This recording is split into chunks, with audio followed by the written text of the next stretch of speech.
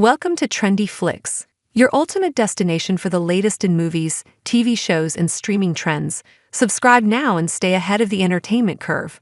Tom Cruise eyeing Days of Thunder sequel for Paramount. Tom Cruise is looking to make a sequel to another of his action classics, and it's not one that you'd expect. The actor is talking to Paramount about a follow-up to his 1990 NASCAR racing film Days of Thunder. On its surface, the idea seems rather bold. Thunder wasn't considered a box office hit upon its release, making $157 million globally with a production budget of $60 million, and the film received mixed to negative reviews from critics. But having revived and modernized 1984's Top Gun with 2022's blockbuster Top Gun, Maverick, the actor believes he can work similar magic with his racing drama, which, like the original Top Gun, was a Paramount film produced by Don Simpson and Jerry Bruckheimer and directed by Tony Scott. A Thunder revival has been floated before. Paramount once pitched a reboot of the title as a TV show for Paramount Plus, an idea that Cruise nixed. Key factors include the project's script, the studio is out to potential writers now, and the 62-year-old actor-producer's packed schedule. Cruise is about to start shooting the Revenant filmmaker Alejandro G. Inarritu's mysterious next film for Warner Brothers/Legendary, developing a Doug Liman movie for Universal that's set in actual space, and he's developing a sequel to Maverick, which Cruise and Paramount both consider a top priority. He's talking to Paramount about Top Gun and Days of Thunder, says a studio insider familiar with the discussions. It's going to be what comes together first in terms of a script. It depends on the idea and, ultimately, the script. Cruise, sources say, has script approval over all of his projects.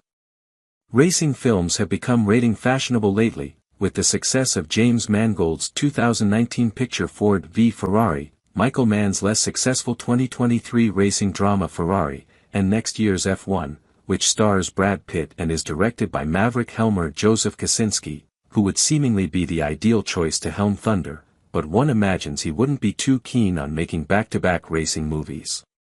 The glut of recent Fast Cars on Tracks projects makes the prospect of resurrecting Thunder even more daunting.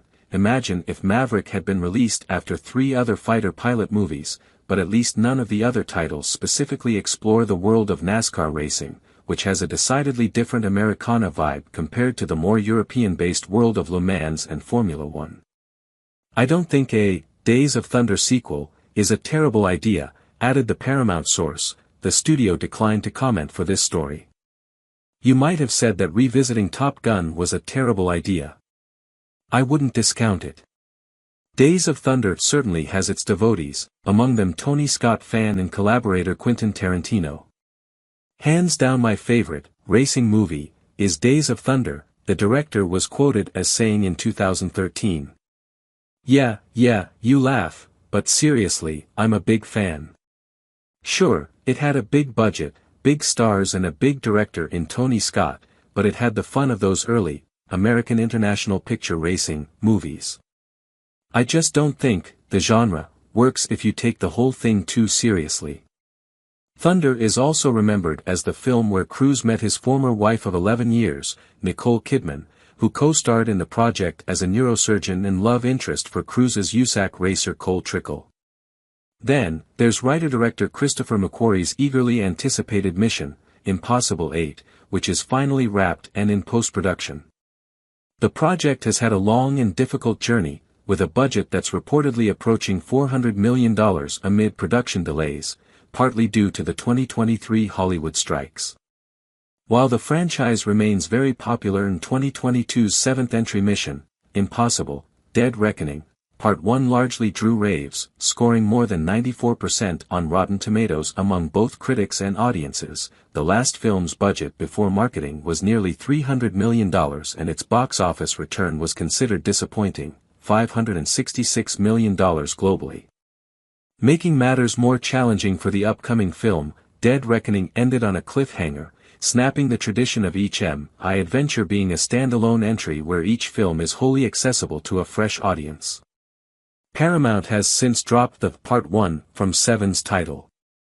The new film's title will be revealed in the next couple of weeks when Paramount drops the first Mi-8 trailer.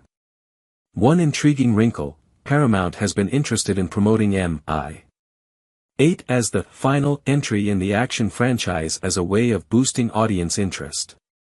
Yet Cruise has been against saying a public goodbye to Ethan Hunt, not surprising, considering the preternaturally youthful actor was quoted last year as saying he hopes to keep making Mi movies into his 80s. "Harrison Ford is a legend, I've got 20 years to catch up with him," Cruise said. "I hope to keep making Mission Impossible films until I'm his age." Still, Paramount is optimistic about Mi-8 and bullishly wants to bring the film to Cannes, a move that's lately developed a reputation as high risk for big-budget mainstream projects, given how the festival's critical reception torpedoed Indiana Jones and the Dial of Destiny in Horizon, an American saga months before each title opened. At least in the case of Mi-8, the festival is scheduled right before Mi-8 opens wide in theaters. Cannes runs May 13th to 24th, the Mi-8 release date is May 23rd, so any critical barbs from France will be coming around the same time, or just after. The movie has already had its world premiere and domestic critic screenings. "I think Tom's in a good place," the studio insider noted. "And I think Mission is going to be really good."